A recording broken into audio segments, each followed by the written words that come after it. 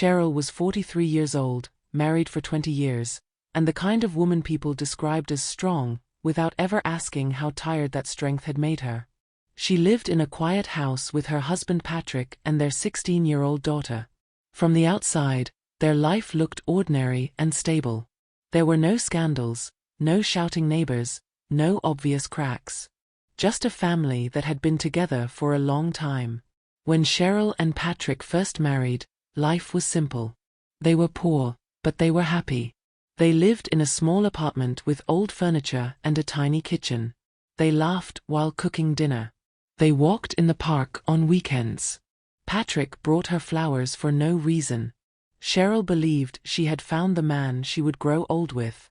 She imagined grandchildren, quiet mornings, and sitting side by side when life slowed down. But life didn't break all at once. It changed quietly. Years passed, and Cheryl slowly became the one who held everything together. Every morning, she woke up before the sun. She made breakfast. She cleaned the house.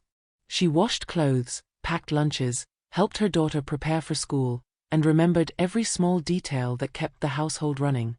Patrick stayed in bed a little longer, wrapped in the blanket like someone who believed the day would take care of itself. At first, Patrick's excuses sounded harmless. When Cheryl asked for help, he smiled and said, "You do everything better than me." She laughed too. It felt like a compliment back then. Later, when she was exhausted and asked again, he said, "You women are made for this." The words landed softly, but they stayed. Day after day, they became invisible rules Cheryl lived by. Patrick didn't shout. He didn't hit. He simply stopped seeing. While Cheryl carried the weight of the house, the child, and the emotional balance of the family, Patrick scrolled on his phone, complained about dinner, or rested as if rest were something only he deserved. Cheryl didn't argue anymore. She didn't cry loudly or demand change. Something quieter happened. She began to disappear. Not physically, but emotionally. She moved through her own home like a shadow, doing everything, holding everything, while slowly losing herself. She wasn't angry anymore. Anger takes energy. Cheryl was past that. She was just tired. Not tired of cooking. Not tired of cleaning. Not tired of work. I wasn't tired of work, she would later realize. I was tired of being invisible. The breaking point did not come with a scream. It came on an ordinary morning that felt heavier than all the others combined.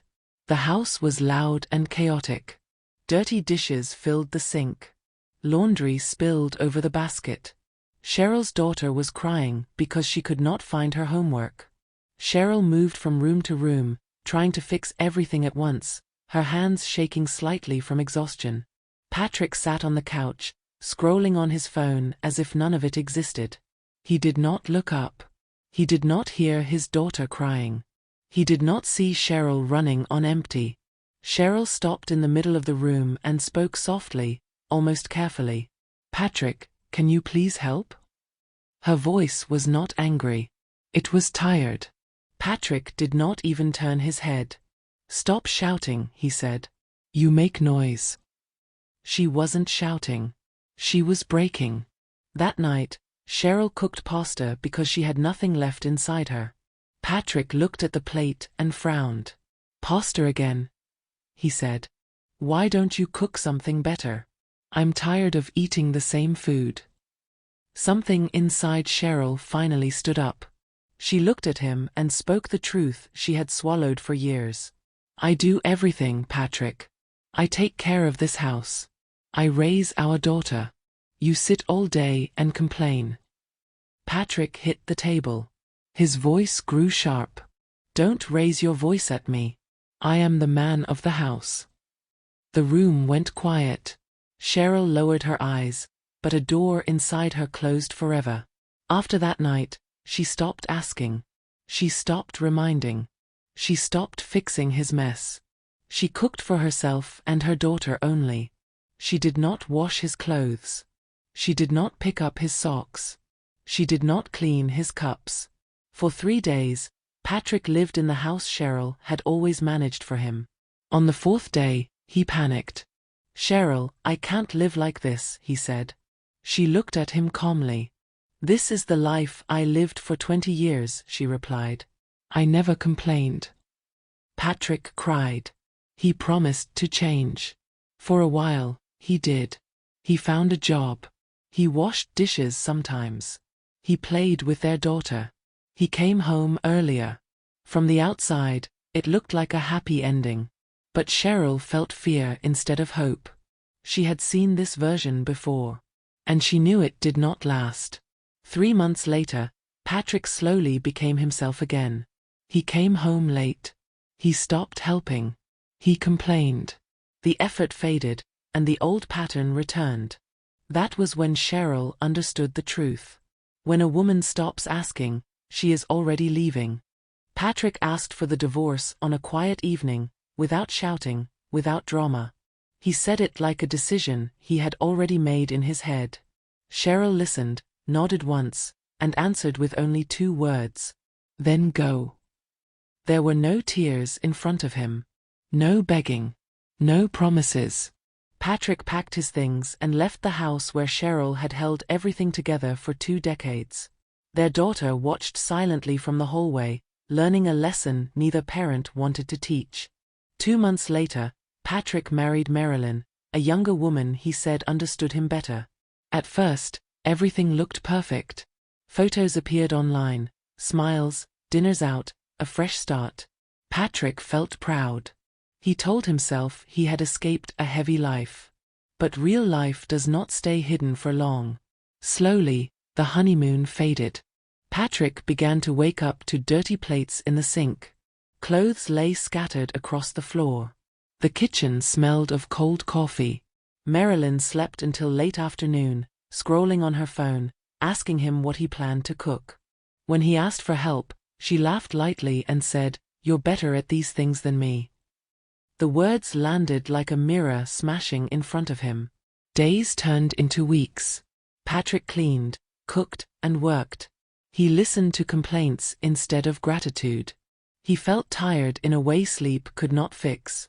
One evening, after washing dishes alone in a silent kitchen, Patrick leaned against the counter and whispered a name he had not spoken in months. Cheryl. For the first time, he understood exhaustion without applause, effort without thanks, love treated like duty. That night, Patrick opened his phone. He typed a message. "I am sorry for everything." He stared at the words for a long time, then erased them. He typed again, longer this time, admitting his mistakes, his blindness, his regret. Then he deleted it again.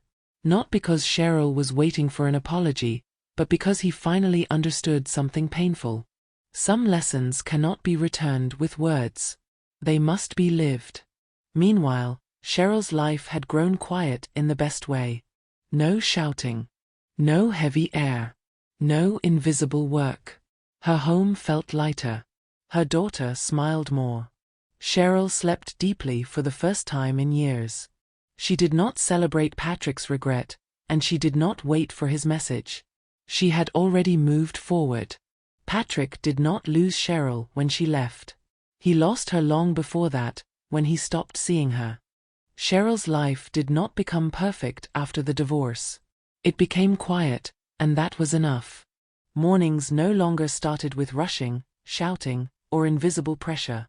She woke up with sunlight instead of tension. She cooked breakfast only for herself and her daughter, not out of duty, but out of care. Their home felt lighter, as if the walls themselves could finally breathe. There was no one telling Cheryl what a woman should do. No one measuring her worth by clean floors or warm meals. In the evenings, she and her daughter talked, laughed, and sometimes sat in silence together without fear. Cheryl realized she did not need Patrick's regret to heal. She did not need apologies to move forward. Healing came from being seen by herself again. She learned truths that took her 20 years to understand. Love is not service. Marriage is not silence. Respect is not something promised once and forgotten. It must be chosen every day, in small actions, in listening, in sharing the weight of life. Somewhere else, Patrick was living inside the lesson he once taught his wife. He now understood what it felt like to give and not receive, to exist without appreciation. Cheryl did not celebrate that truth, and she did not wait for him to change. That chapter was already closed. She understood one final thing with clarity. A woman does not leave suddenly. She leaves after being invisible for too long. If this story made you reflect on respect in relationships, like this video. Comment below, do you think Cheryl should forgive Patrick? And subscribe to learn English through real-life stories with depth and meaning.